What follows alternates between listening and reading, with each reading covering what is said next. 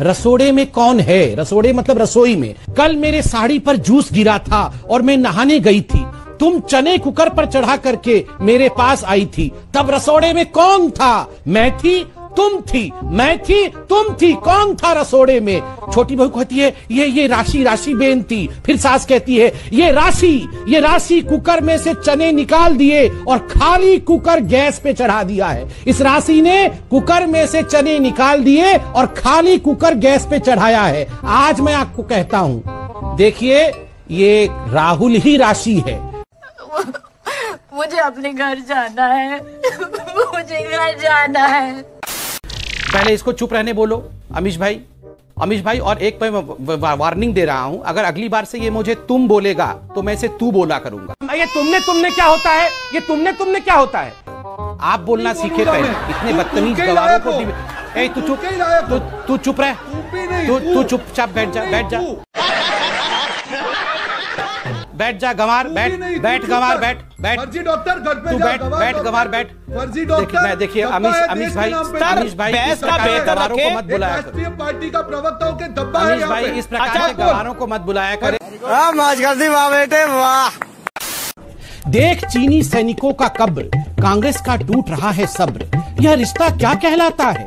तमाचा चीन पर और कांग्रेस गाल सहलाता है। तमाचा चीन पर और कांग्रेस गाल सहलाता है। मैं बड़ी विनम्रता से भाजपा के प्रवक्ता जो आए हुए उनसे कहूंगी, ये बड़ा गहन गंभीरता मुद्दा का मामला है और इस पर इस तरह की स्टार प्लस के सीरियल्स को कोट करना, मुझे लगता है कि इस मामले को और सेना के शौर्य को बहुत ही निम्न स्तर तक गिरा देता है। बहस का एक स्तर होना चाहिए। खैर, उनसे मैं आशा भी नहीं करती। बबलू बबलू बबलू बबलू भाग गया है देखो बबलू, जैसे बबलू खेल रहा हो अंकड़ बक्कड़ बम्बे भो। 80-90 पूरे 100 में लगा धागा, बबलू निकल कर भाग। फैसला तो कल आ जाएगा, लेकिन आज की रात रिया एक बार फिर भाई खला की जेल में रहेगी। हमारे संवाददाता राजीव सिंह ने बताया कि उन्हें जेल कर्मचारियों से पता चला कि रिया की कल की रात बहुत भारी कटी थी।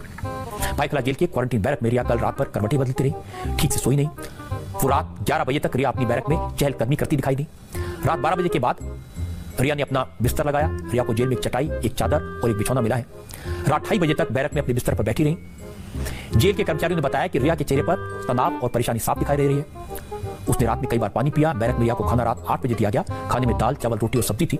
रिया ने सिर्फ एक रोटी खाई, थोड़ा सा चावल खाया। जेल के जिस कमरे में रिया है वो 15 बाई 10 फीट का क्वारंटीन बैरक है। कैसे लोग रहते हैं यार। ये मेरी बात आप सुनिए मेरी बात। इस देश के मीडिया की हैसियत नहीं है कि इस देश के प्रधानमंत्री के खिलाफ एक शब्द बोल दे। आप क्या बात कर रहे हैं? आप क्या बात करती हैं? आप बिल्कुल गलत बात कर रहे हैं। मेरा मुंह खुलवाना चाहते हैं आप। कल भी आप खुलवाना चाहते हैं। इस देश के मीडिया ने हिंदुस्तान की जो हालत पैदा कर दी है। आप लोग सच्चाई सुनना नहीं चाहते। आप सुनना नहीं चाहते। आप देश के प्रधानमंत्री का सिर्फ महिमा मंडन करते सुबह से शाम तक। वाह क्या सीन है, वाह क्या सीन है। भाजपा का पक्ष रखते रखते लोग बावले हो गए। भाजपा के मुखौटों से डरने वाले नहीं हम लोग। आप मेरे पैनलिस्ट का अपमान नहीं करेंगे। मैं आपको समझा रहा हूँ। आज के बाद मैं आपको समझा रहा हूँ।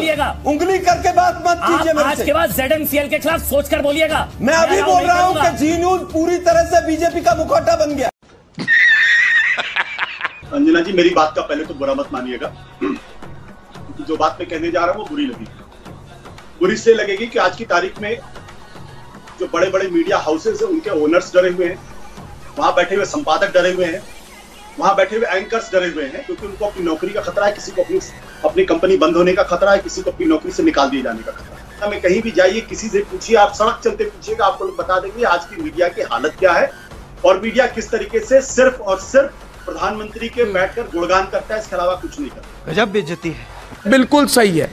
व्यक्तिगत हो गई, निजी तौर पर मैंने तो आप पे कोई निजी आरोप नहीं लगाया और मैं ना आपके ऊपर निजी आरोप लगाता हूँ, क्योंकि मैं मानता हूँ व्यक्तिगत ही होते हैं हर बार। एक सवाल आप मुझे बोलने भी नहीं दे रही है। आप तो कम से कम खुलकर बोलिए, कोई भय में मत रहिए। नहीं अंजना जी, आप समझ रही मैं क्या कह रहा हूँ। आपका काम था वहां बैठकर कि आप दोनों पक्षों की बातों को सुनिए। मैंने भी कुछ साल एंकरिंग की, मुझे बताने की जरूरत नहीं है। मुझे बोलने भी नहीं दे रही। देखिए ये अद्भुत स्थिति पैदा हो गई है।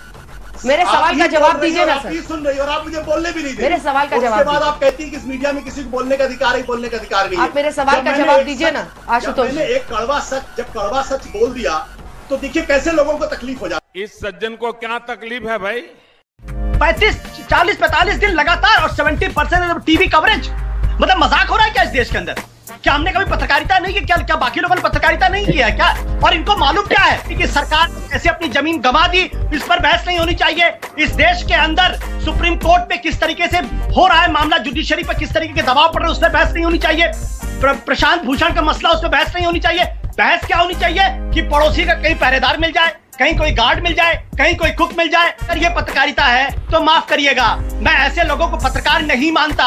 ऐसे लोगों को मैं सिर्फ और सिर्फ देशद्रोही कहता हूं। इसके अलावा मेरे पास कोई दूसरे शब्द नहीं है। खत्म। Bye bye, tata, goodbye, गया।